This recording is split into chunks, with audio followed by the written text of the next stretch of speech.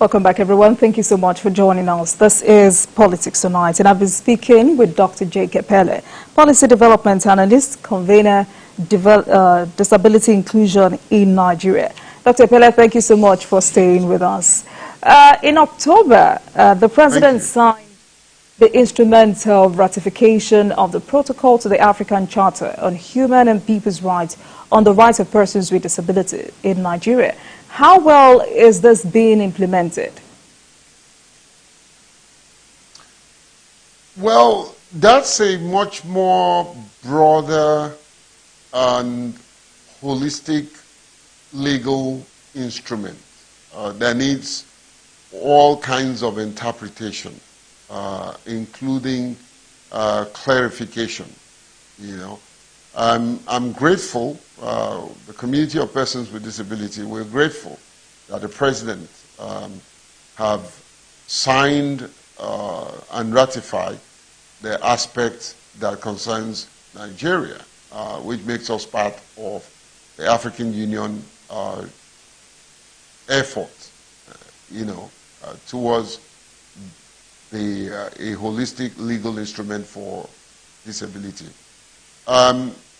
So at this point in time, we are not actually talking about implementation process. We're going through a holistic ratification process, after which there will be a more clearer interpretation by Ministry of Justice, with support from the National Commission for Persons with Disability, and of course international development partners and local CSOs like us.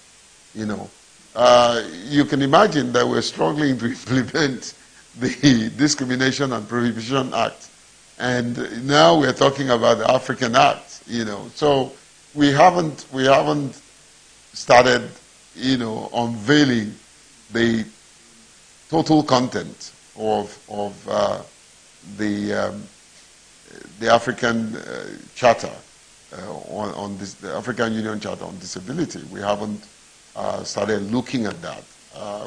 Right now, we're struggling with the local law, and until we are able to do most of that, and don't forget that some of the clauses in that very important document reflects on the Disability Act, which we have in the country. So once that is being implemented, it would also mean that we're implementing that of the African Union, All right then. So what more reforms do you think Nigeria needs as a country to ensure better welfare for people or persons with disabilities? If you can speak up a little bit, Jumoke. Did you get my question? The technology. Yes, right. I can hear you better now. Yes. All right then. So what reforms do you think Nigeria needs as a country to ensure better welfare for PWDs?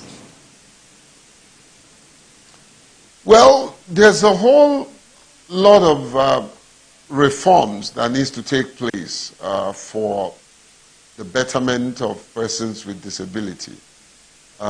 There is legal reforms which touches on the Disability Acts that we're working on and all that.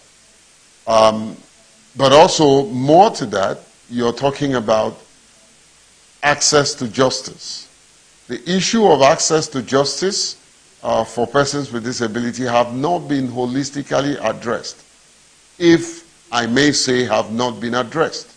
You will be shocked to know that the very first time the Conference of Judges, which I think it's well over 50 years and above, the only first time they heard about disability as part of their workshop or conference was 2 years ago, when I was invited and I took the community of persons with disability to that conference, And so many judges, including the then Chief Judge of the Federation, was shocked to hear some of the things that we're telling him about disability.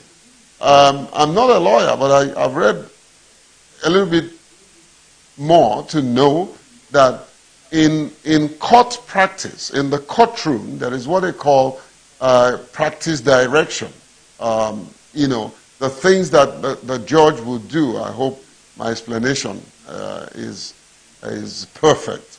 What happens in the courtroom and the behavior and procedure that lawyers and court officers and those who are in court will have to undertake.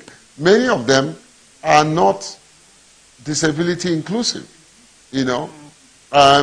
Take, for instance, a person with disability who has albinism will not be allowed to sit in front because there is a body of senior advocates of Nigeria. And think about someone like Rex, my friend, who is a lawyer of about 23 years in practice. The fact that Rex will not be able to sit 4 or 5 benches away from the judge and see anything that the judge is doing. So there needs to be a reform in a legal reform focusing on access to justice. And of course, many of the legal instruments that needs to be repealed to accommodate inclusive practice and the yearnings of persons with disability. The other one is social reforms. You know, there's economic inequality that affects adversely persons with disability. The poverty level within the community of persons with disability are alarming. And all of that needs to be addressed. I am very shocked that the president has put together an economic team and not one person with disability is in that economic team. How would you cater for us when you don't know us? If there is, I don't know, but I took time out to look at the list and all that. I didn't see any person with disability. And Jumoke, let me debunk this very stale concept of saying that we are working for everybody. No, you're not working for everybody. Because, yes, we are part of everybody, but we have a peculiar issues, peculiar challenges, peculiar perspective that only us in that room can let you know. All right. There are so, organizations that have been... Are you saying the appointment of Mohammed Issa as the presidential aide on disability matters is not enough? Mohammed Issa is not in the Economic Council. As a matter of fact, Mohammed Issa's office is not in Aso Rock. I hope you know that. You know? So he's far from decision makers. He's very far from decision makers. Ask Mohammed Issa to tell you how many times he has seen the president in 2 months. Except maybe in events. And of course, as an event, as a government official, he can be given access. But most times he will not. You know? So it's not just us being appointed. But like I said, that's just a segment of an appointment.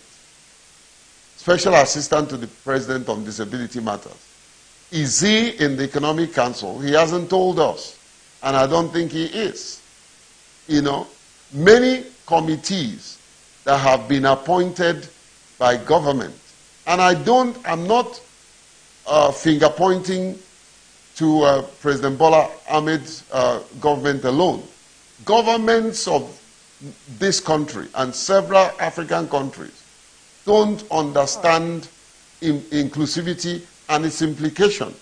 The cost of excluding people far more exceeds the cost of inclusion. All right, Dr. Epelle. In other words, if you don't make us part of your decision, how on earth will you know most of our issues? All right, so that's well noted. Now, because of time, what other international conventions on people with disabilities do you think Nigeria needs to domesticate? Well, we're already part of a lot of international conventions and instruments and bodies.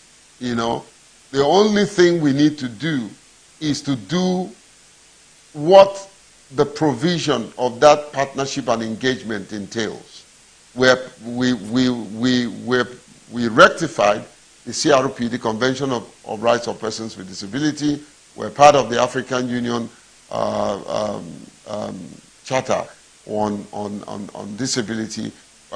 We're part of several international bodies, the Rehabilitation International, and so on and so forth. Many of them, the community actually subscribed to some of those organizations without government support, which shouldn't be. By next year, there's a global summit on disability.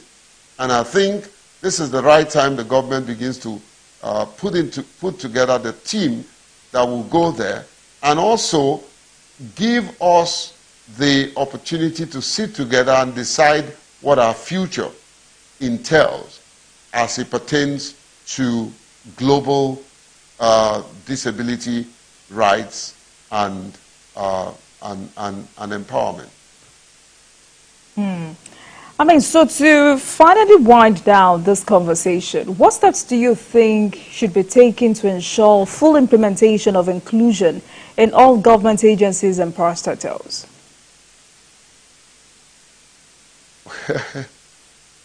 Well, full implementation of inclusion, a very, very good question, Jumoke. It's a Herculean task, but it's a task that must be done. Full implementation requires 1, legal instrument, 2, social instrument, 3, political instrument, even spiritual instruments, you know, and all of these things, every one of them goes hand in hand. If we must have an inclusive society, we must have the will, the seriousness, the strategy to go all out to create the framework that allows for holistic inclusion, not partial inclusion, not handout inclusion, but holistic inclusion that addresses access to health, access to education, human rights, concrete measures that goes against people that discriminates persons with disability and trample upon their rights and privileges.